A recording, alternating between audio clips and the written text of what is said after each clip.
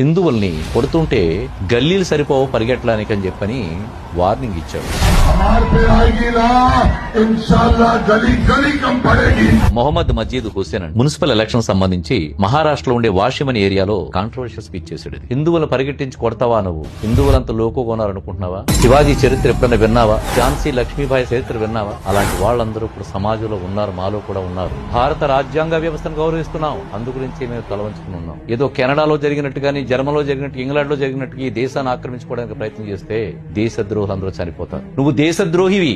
భారతీయులు ఉండే ఇస్లాం కు సంబంధించిన అమాయక ప్రజలను రెచ్చగొడుతున్నావు, అమాయక క్రైస్తవులను రెచ్చగొడుతున్నాడు. నీలాంటి వాడు దేశంలో బ్రతకడానికి అర్హుడు కాదు. నిన్ను దేశం నుంచి వెలివేయాలి. ఎక్కడ వాడివి నువ్వు? నీ తల్లి, నీ తాతమ్మ కూడా హిందువులు. వాడు చెక్ చేసుకుని DNA హిందుత్వం బయటకు వస్తుంది. ఈ వీడియో చూస్తున్న ప్రముఖులు, లాయర్లు, డాక్టర్లు, ఎవరైతే ప్రముఖులైతే ఉన్నారో వారందరికీ వినతి చేస్తున్నాను. దీని మీద లీగల్ యాక్షన్ తీసుకోవడం కోసం నేను అన్ని ప్రయత్నాలు చేస్తున్నాను. ఇక్కడి నుంచి నన్ను ఆల్రెడీ నాకు తెలిసిన లాయర్స్ పురమాయించాను. దీన్ని ఇంత సులువుగా వదిలిపెట్టకూడదు. ఇంకా చాలా మంది ఉన్నారు. హిందువులకు వార్నింగ్ ఇస్తున్నారు, భారత రాజ్యాంగాన్ని గౌరవించమని చెప్తున్నారు, షరియా చట్టం కావాలని డైరెక్ట్ చెప్తున్నారు. పోలీసు వారు కానీ, ప్రభుత్వాలు కానీ సుముటోగా ఎందుకు తీసుకోరు? దీన్ని దయించి తీసుకోండి. హిందువులు భయపడుతున్నారు. నరేంద్ర మోడీ గారు స్ఫూర్తితో పనిచేస్తున్నాం మేమందరం కూడా. భారతీయ జనతా పార్టీ ఆయన హిందువుల్ని, క్రైస్తవుల్ని, ముస్లింస్ ని ఒకే కంటితో చూస్తూ మన భారతీయులని చెప్తున్నాడు. ఆయన భారతీయ జనతా పార్టీ యొక్క గొప్పతనం అది. మేము అసమర్థులం కాదు, చట్టాన్ని గౌరవిస్తూ మౌనంగా ఉంటున్నాం. మీ కంబాల శ్రీనివాసరావు. భారత్ మాతకు జై జై శ్రీరామ్.